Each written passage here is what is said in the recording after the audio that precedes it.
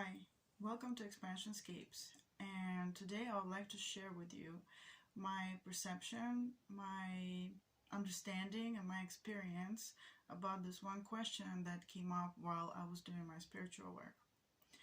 So this question is this: why would different people, when they connect to the same thing psychically, get different information, different things, different experiences? So what kind of things am I talking about here that you would connect to? I'm talking about anything really, any energy. Like, for example, you could connect to sacred geometry. You could connect to a particular shape. Or you could connect to a tarot card, or you could connect to an oracle card, or you can connect to a particular person, a spirit animal. You could connect to energy of a planet, and you could connect to, let's say, something like a rune. In fact, the reason why I came up with this question, as my first experience, I was connecting to the energy of Mars, and then I have a video on what I got from connecting to the energy or consciousness of Mars. What is it? And I had a lot of visions, and then I thought that everybody should have the same stuff. I thought that if anybody that will psychically connect to the energy of Mars, they would get pretty much the same thing. And it's just like they write in books and astrological books. What is Mars? Well, they write, actually they don't write exactly the same thing. That's the interesting thing. And then I started to have this project with my two friends, Ryan and Rosa. It's also on my channel, so you can check that out. We are connecting to every rune of the Elder Futhark one by one, and then we get together and then we compare what we get. And I thought that when we would get together after connecting to each rune, we would have pretty much the same story to tell. And what I realized is that some of the stuff that we got was the same, similar, and some of the stuff that we got was different. And then I started to wonder. I thought, why is it different? And is there someone who is wrong? Is there someone who is right? Is there a correct answer? Is there one truth? Is there one right, correct, true answer about every particular rune or about every particular energy that you might connect to, like the energy of Mars, the consciousness of Mars, the each tarot card, for example? Does it always have one answer? And if you've been already practicing the psychic kind of communication or connection, you probably have the answer no. Well, this video is supposed to help people who are just starting out on their journey, pretty much like me, I guess. Although I've been doing this for a really long time, but I still always feel like a beginner. So this video is supposed to help people with their confidence and with what they're getting when they're connecting to energies psychically, and to realize that why they may be getting one thing, but other people say that no, it's completely different. For example, if you connect to a rune, you will get one thing, and then maybe all your friends or all the books that you've read say something else, but you got something else. So our 3D upbringing at schools, we are used to thinking that there is just one true, correct answer, and the teacher says, good job if you got that answer. But if you got something else, well, you need to study again, you need to go try again, and you need to get the right answer, because everything else is wrong. Only one answer is there, only one truth is there. And I came up with this example to explain how come when you psychically connect to an energy like a planet or a rune, for me these two things are very close, so that's why I'm going to use them as an example. But you could be connecting to pretty much wherever you want. You could connect to the consciousness of this table, or the consciousness of any of my pictures, for example, or the energy of the consciousness, or you could be connecting to the energy of anything. And for this example to work, I guess you don't really have to subscribe to the concept of animism, which is basically when you perceive that every single thing in the world has consciousness. So, for example, not only I have a consciousness, but of course, like my cat has a consciousness, and every single thing, like the chair I'm sitting on, it also has a consciousness, and my phone has a consciousness, and you know, a leaf has a consciousness, and air has consciousness, and water has consciousness. Every single thing in this creation of this universe has a consciousness. That's pretty much animism. But for my example to be useful, I don't feel that you really need to subscribe to that.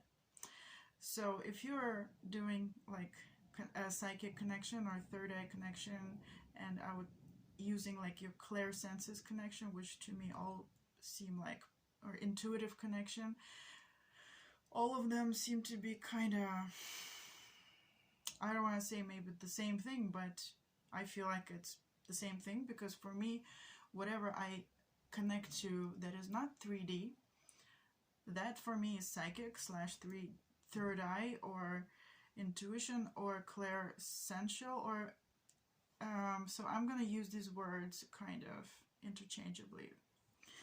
So this is kind of like my example that I came up with to explain why would our perceptions of energies be different. And this example involves an imaginary girl called Jenny. Let's just imagine that there's a girl and her name is Jenny.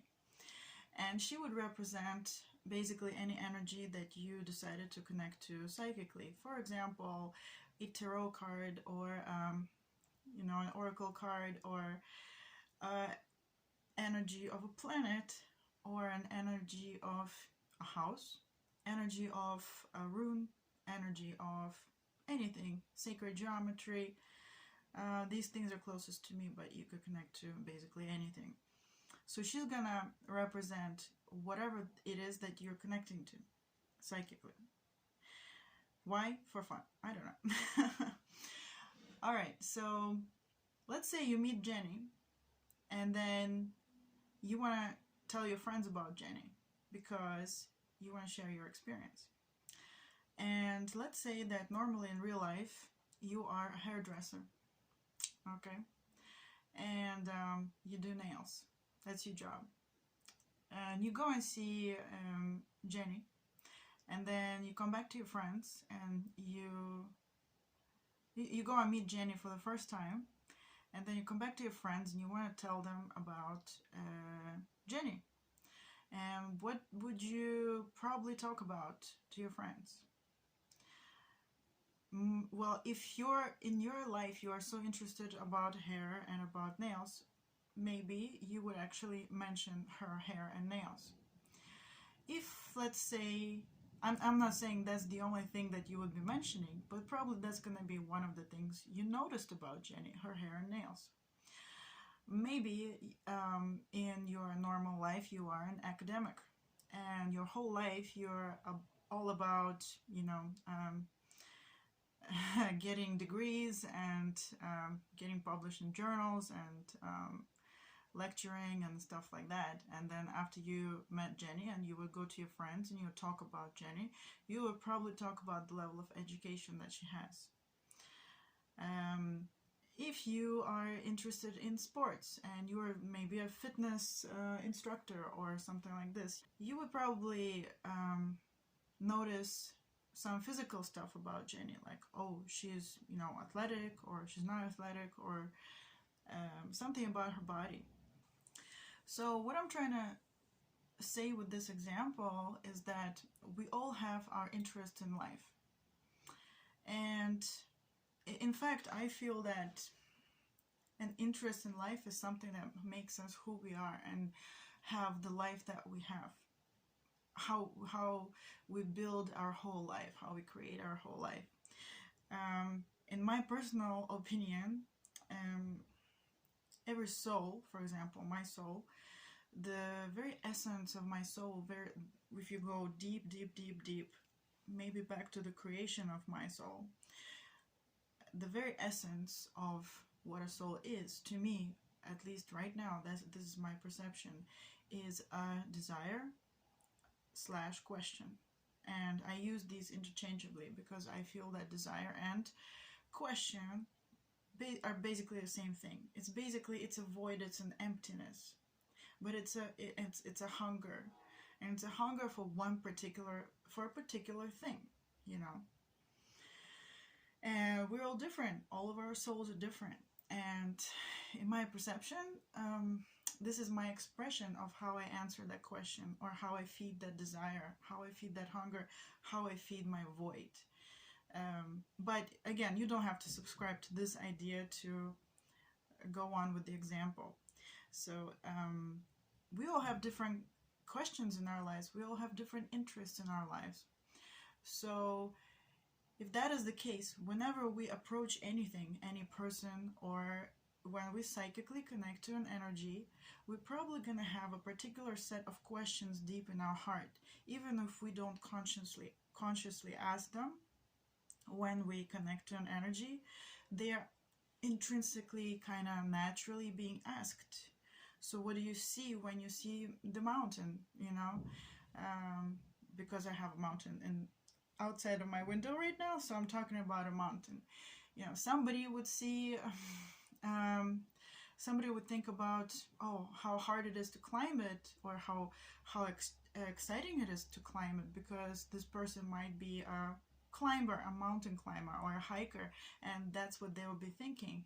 Or somebody might think, oh, what great play of colors right now in the rain, because right now it's raining for me, and I like to draw, right? So I would notice that, how would I draw this mountain? Because right now it's like foggy.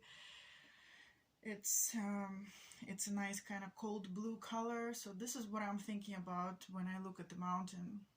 And different people, when they look at the mountain, they would think about completely different things. I don't even know, because I don't have those questions. I can't come up with them like this, actually. And maybe if you imagine that you looked at a mountain right now, what would you think? Would you think the same things that I just described, or would you think something differently about the mountain? And chances are probably something different, because you are a different person. You are unique, and you have your different questions. This is the magic of why we are all so different and unique, because we all have different questions, and we are all different expressions of these questions and desires. At least in my understanding. So given that we have different interests in life, different focuses, our life is focused on different things, we are focused on different things. So when we meet Jenny, we would probably notice different things about Jenny. If you guys still couldn't kind of get this example, for example, when my mom would meet Jenny, she would be asking her all, like, really, my mom does ask these questions, you know, where did you grow up? What school did you go to? What are you doing in life? She would be asking for the history of this person. And I actually, when I meet people, I never ask this stuff somehow. And when I talk to my mom about people I've met, she would be asking me, so where did they grow up? Where, you know, what did they do? What's their life story? And I'm like, I don't know. And then she says, what the hell? What did you talk about? You know, how can you meet a person and you know nothing about them? And for me, I just don't really care about the life story so much. I normally talk about other stuff, okay? I focus on the experience at hand, and I don't really ask them for their life story, at least not in the beginning. That's one example for you. If I were to talk to you about Jenny, I'd probably tell you something that's very interesting to me. And to me, what I am really interested in is how the world is structured, you know, how it functions and what is our place in it. And probably when I would be telling you about Jenny, I would be talking to you about how she thinks the world is structured. what she thinks the purpose or, you know, our place in the world is, because that's probably what I'm gonna ask her if I really have a cool conversation with her or an interesting conversation for me. And if my mom were to tell you about Jenny, my mom would actually tell you the history of her life, because that's what somehow my mom is interested in. Okay, so I'm not done with Jenny yet. Let's say that I met Jenny while I was on a business project. And let's say that Jenny is like really, really bad and at business, at math, and at economics or whatever, and she really, really hates business, you know? She really hates her job. And when I would talk to you about Jenny, I wouldn't say very nice things about Jenny, because I would have to be working with her and I would be really annoyed at her because she doesn't really work well. I have to do more work than her. My experience with Jenny would not be very positive. It would be pretty bad. Now, let's say I met the same Jenny, but maybe at an art class. And maybe Jenny is actually really interested in art. So maybe I met Jenny in an art class and I never met her at work. I never met her doing business with her. And let's say she's really good at art, and then maybe we had a really fantastic time when she explained to me really cool techniques. She showed me how brave she can be in her expression, and maybe she just like gave me a lot of new cool ideas. In that case, when I would go home and talk to you about Jenny that I met today in art class, my experience of Jenny would be really, really positive. And I would be just talking about her like, wow, she's so cool. She's so interesting. She knows so many things about art. I learned so much from her. She made everything exciting for me. I loved being with Jenny. So what I'm saying here is that in the context in which you are connecting to an energy is also important. What is the agenda of your connection, right? Sometimes you would connect for the purpose of healing, or sometimes you would connect for the purpose of asking something, or sometimes you would connect for whatever reason that you have, and in different contexts. So I feel that when you connect to an energy at different contexts, what you get is going to be also very different, and how you're interacting. What is the reason for your interaction, and what is the context of your interaction with an energy? Let's say you would connect to the mountain, and the context of your conversation would be, or your desires would be, your interaction would be that maybe in life you feel very stagnant, you know, and you want to know, how do I go with the flow? You know, how do I learn to go with the flow?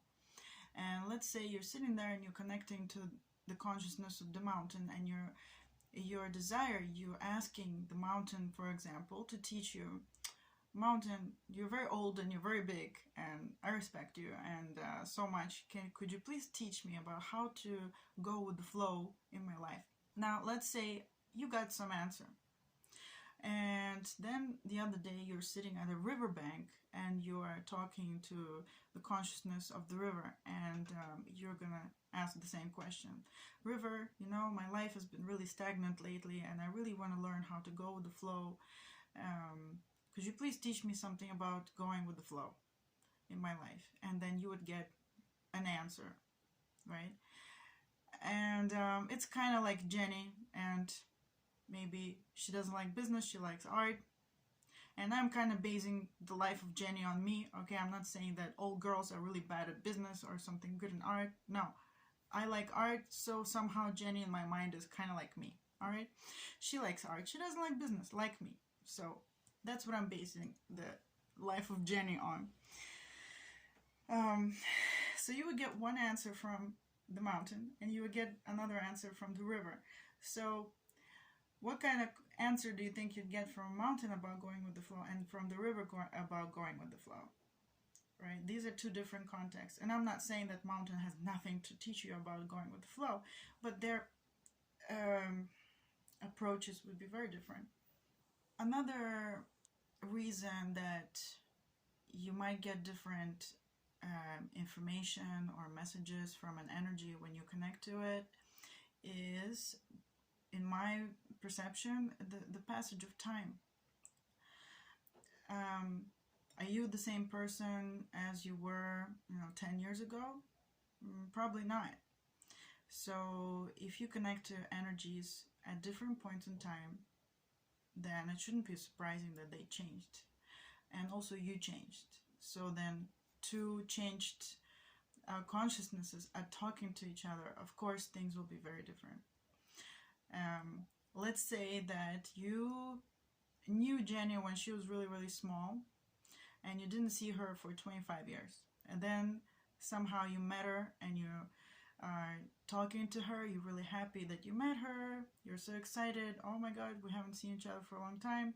Then you go to talk about Jenny to somebody else. And probably, like, if I'm gonna talk to my mom about Jenny, and I would probably focus a lot about how Jenny is the same as before, or how much she changed. That would probably be my focus. I would probably be thinking about the passage of time and how she changed or how she stayed the same.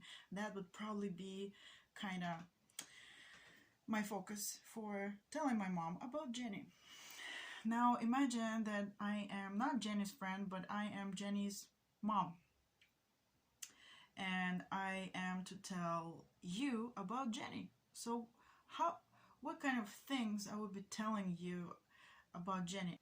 And let's say I have no agenda to,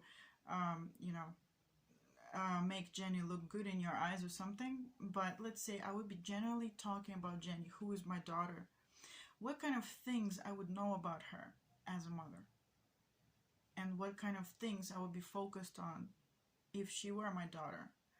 And I would be telling you that thing. What if she were my sister? What would I be telling you then? Same Jenny, but what if she were my daughter? What if she were my sister? What if she married the guy that I loved? What if she were my coworker? What if she were my the person that I compete with in athleticism? So here I'm talking about the relationship of the energies. So if you already have a certain relationship with an energy, that is going to come into play.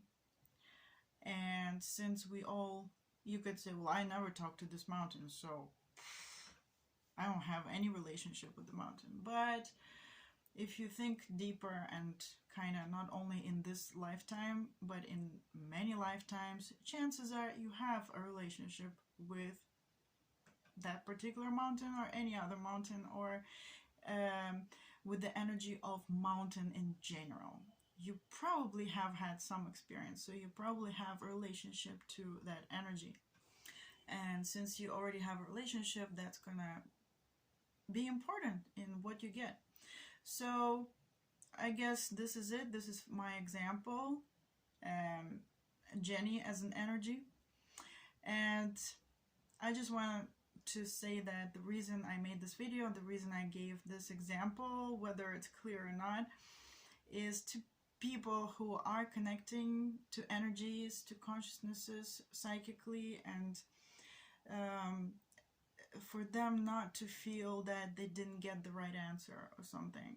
If other people or books tell you one thing about, let's say, a planet, let's say you're studying astrology, and they tell you that this planet is XYZ, this is what this planet is, and then when you connect to this planet, you kind of have something different, and then you're thinking, why is it different? Why the book says this, I feel this. Who is wrong?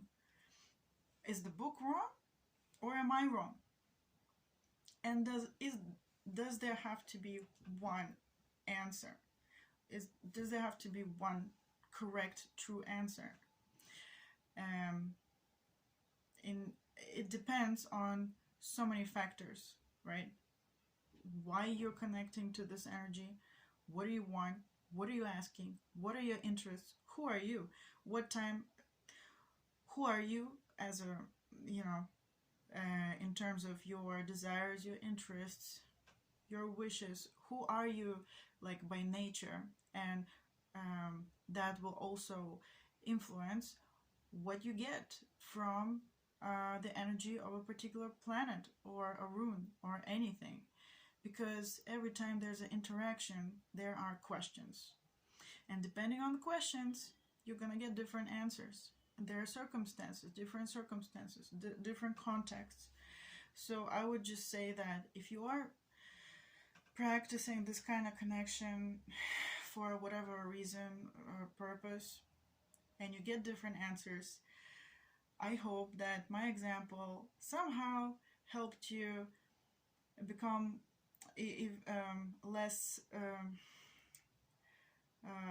not doubting yourself so much and feeling confident, and not have to be forced or pushed to get the same answer as some books say or some people say. If you get a different energy vibe, if you get a different information, if you get something different, that does not mean it's true, because at that point that was your truth. Okay, well, having said that, as you probably noticed, my interest is shamanism, shamanic healing, and spiritual healing, using my psychic abilities and senses. And if you are interested in getting a session from me, booking a session with me, I will be very happy to answer you. My email is in the description box below. You can email me, and if you're not sure what is a healing session, feel free to ask me questions. There's also a link below to my page where what kind of things I offer. For example, I can access the Akashic records and do reading or healing sessions connected to your Akashic records, and many different things. So if you'd like to book a session with me, please check out the description box below, check out my website, check out what I offer, and I'd be happy to talk to you. Thank you.